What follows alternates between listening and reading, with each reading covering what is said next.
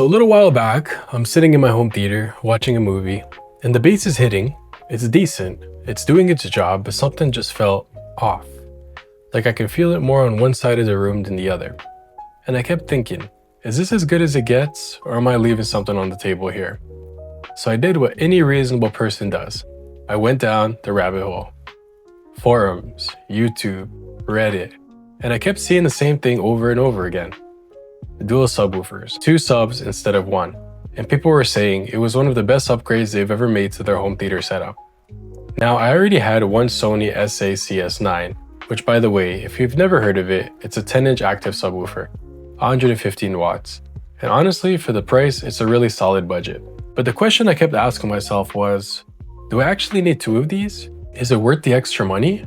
Or is it just one of those audiophile things where the difference is so small that only someone with golden ears can tell? So I bought a second one. And today, I'm going to tell you what exactly happened. So before I get into my experience, let me just quickly explain why people run dual subs in the first place. Because I think it helps put everything into perspective and context. When you have a single subwoofer in a room, it creates something called bass nodes. Basically, the low frequencies from your sub bounce off the walls and interact with each other. And depending on where you're sitting, you might get a spot with too much bass or a spot with almost no bass at all. It's called uneven bass response, and it's more common than people realize.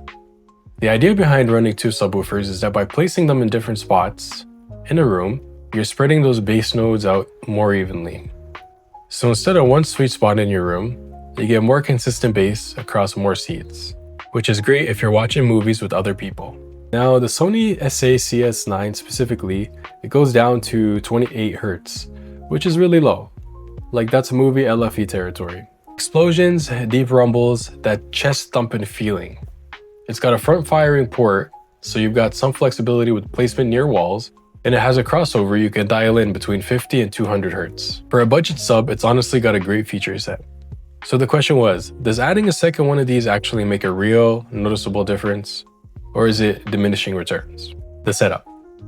Alright, so let me talk about how I set this thing up, because I think this is really important and something a lot of videos gloss over. When I added the second SA-CS9, I didn't just plug it in and call it a day. Placement matters a lot with dual subs. These are a few common approaches.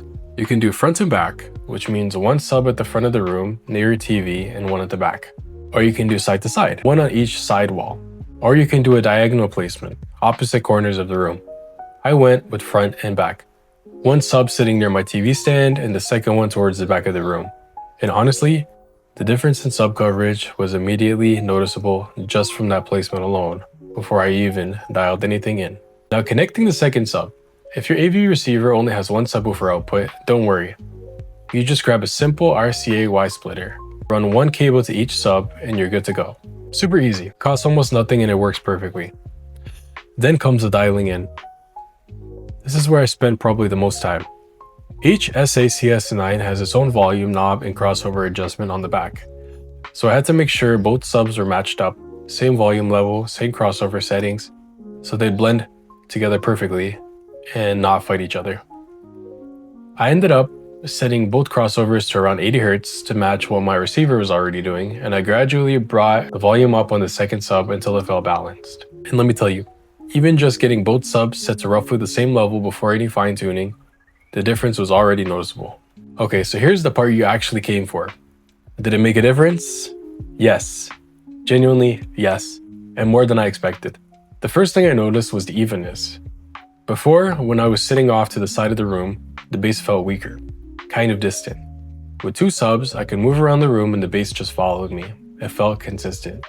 Whether I was sitting in my main spot off to the side, or even standing in the back of the room, the low end was there, full, present, and even. The second thing I noticed was a sense of scale. Movies just felt bigger, and I don't mean louder, I mean bigger. When there's a big action sequence, or a cinematic score with a lot of low end, it didn't just hit from one direction anymore. It felt like it was coming from everywhere. Like you're inside the sound rather than just listening to it. It's one of those things that's hard to describe, but the moment you feel it, you get it. The third thing, and this surprised me, was music. I wasn't expecting the difference to be as obvious with music as it was with movies, but honestly, it was just as impressive. Bass and music felt tighter, more controlled, and more present throughout the room. Like the low end was anchoring the whole mix instead of just being in one corner of it. Now, is it perfect? Is it the same as having a $1,500 single subwoofer? No, obviously not. But for the price, if you can find the SA-CS9 on sale, buying a second one is genuinely one of the best value upgrades I've made to this setup. A law of diminishing returns doesn't really apply here because you're not just getting more bass, you're getting more bass distribution. Those are two different things. So who is this actually for? Let me be honest with you here.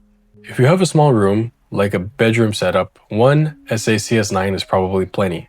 The room is small enough that bass distribution isn't really a problem. Save your money. But if you have a medium to large living room or a dedicated home theater space, and you've ever noticed that the bass feels stronger in some spots than others, this is absolutely worth considering, especially with the CS9. Because it's such a budget-friendly sub, buying a second one is still way cheaper than upgrading to a single higher-end sub. Also, if you watch movies with other people regularly, this is a no-brainer. Everyone in the room gets a more consistent experience, not just the person in the sweet spot. So to answer the question I started with, is it worth it for a second subwoofer?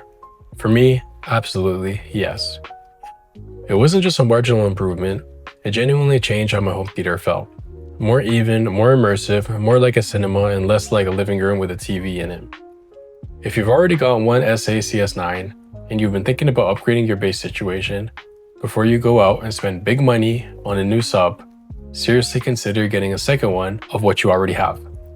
You might be surprised. If you found this helpful, hit the like button, it genuinely helps the channel more than you think. And if you've got your own dual sub setup or you're thinking about doing this, drop a comment below. I'd love to hear what you're working with. Thanks for watching, and I'll see you in the next one.